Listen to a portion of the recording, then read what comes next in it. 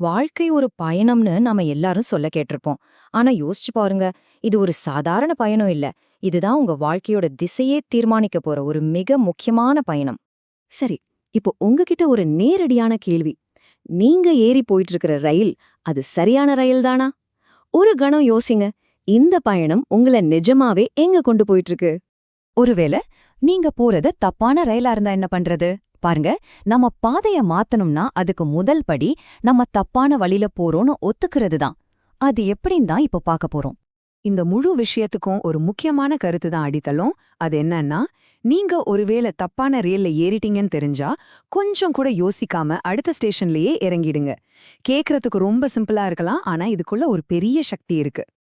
அப்போ இந்த தவறான ரயில்கள்னா என்னது? உதாரணத்துக்கு சொல்லணும்னா, பரீட்சை இன்னும் கொஞ்ச நாள்ல வரப்போகுது, ஆனா நாம படம் பார்த்துட்டு இருக்கோம். இல்லனா எந்த ஒரு இலக்குமே இல்லாம நண்பர்களோட சும்மா சுத்திட்டு இருக்கோம். படிக்க வேண்டியதை அப்புறம் பார்த்துக்கலான்னு தள்ளி போடுறோம்.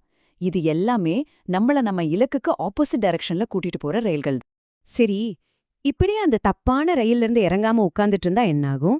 இதுக்கு நம்ம என்ன விலை கொடுக்க வேண்டியிருக்கும்? ஒவ்வொரு நிமிஷமும் ஏன் அவ்ளோ முக்கியம்னு இப்ப பார்க்கலாம். விஷயம் ரொம்ப சிம்பிள்ங்க.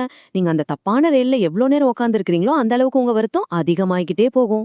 யோசிச்சு பாருங்க, இன்னும் ஒரு மாசத்துல பரீட்சை இருக்கு. நீங்க வீணாக்குற ஒவ்வொரு நாளும் உங்க லட்சியத்தை விட்டு உங்களை ரொம்ப தூரம் தள்ளி கொண்டு போகுது. அப்புறம் அந்த வருத்தம் இருக்குமே, அது ஒரு நிழல் மாதிரி உங்களை விடாம துரத்தும். இப்ப உங்க மனசுல ஒரு கேள்வி வரலாம், என் ஃப்ரெண்ட்ஸ் எல்லாரும் இதானே பண்றாங்கன்னு. ஆனா ஒரு நிமிஷம் யோசிச்சிங்களா? அவங்க போற ரயில் உங்க இலக்குக்கு போற ரயிலா? இதுதான் நாம எல்லாரும் மாட்டிக்கிற ஒரு பெரிய பொறி. இத கொஞ்சம் சிந்திச்சு பாப்போம். ஒரு பக்கம் உங்க நண்பர்களோட ரயில், இன்னொரு பக்கம் உங்க ரயில்.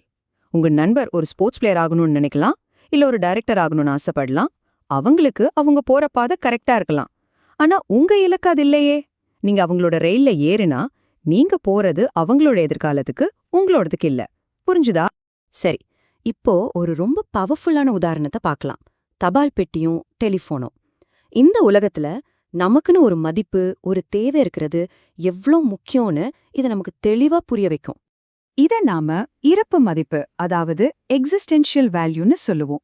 ரொம்ப சிம்பிளா சொல்லணும்னா, இந்த உலகத்துக்கு நீங்க ஏன் தேவை? உங்க இருப்புக்கு ஒரு அர்த்தம் இருக்கா, ஒரு பயன் இருக்கான்னு நிரூபிக்கிற ஒரு விஷயம்தான் இது. யோசிச்சு பாருங்க, ஒரு காலத்துல தபால் பெட்டிகளும் டெலிஃபோன்களும் ஒவ்வொரு தெருமுனையிலையும் ஒவ்வொரு வீட்லயும் ரொம்ப அவசியமா இருந்துச்சு இல்லையா? ஆனா இப்ப என்ன ஆச்சு? மொபைல் போனும் இமெயிலும் வந்த பிறகு அதோட தேவை அப்படியே குறைஞ்சு போச்சு.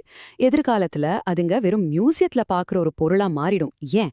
சிம்பிள், அதோட இருப்பு மதிப்பு, அதாவது அதோட தேவை இல்லாம போயிடுச்சு.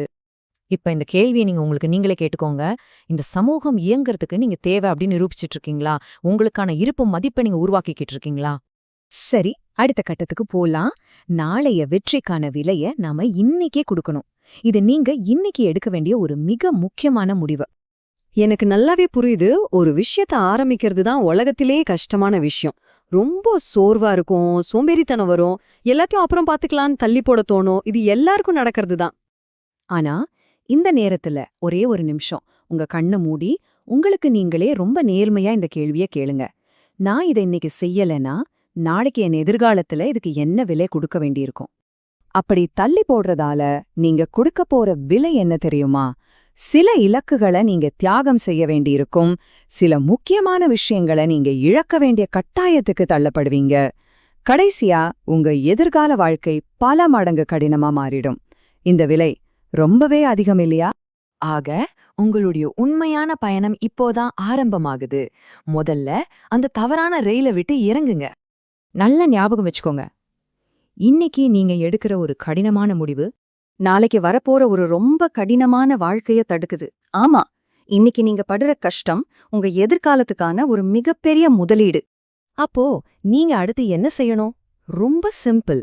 ஸ்டெப் 1, நீங்க தப்பான ரயில்ல தான் இருக்கீங்கன்னு முதல்ல உணருங்க. ஸ்டெப் 2, இத பத்தி ரொம்ப யோசிச்சு குழப்பிக்காதீங்க. ஸ்டெப் 3, உடனே இறங்குங்க. இப்போதே. உங்களுக்கான சரியான ரயில் உங்களுக்காக காத்துக்கிட்டு இருக்கு. இனியும் தாமதிக்காதீங்க. உங்க பயணத்தை இப்பவே தொடங்குங்க. வெற்றி நிச்சயம் உங்களுக்கே.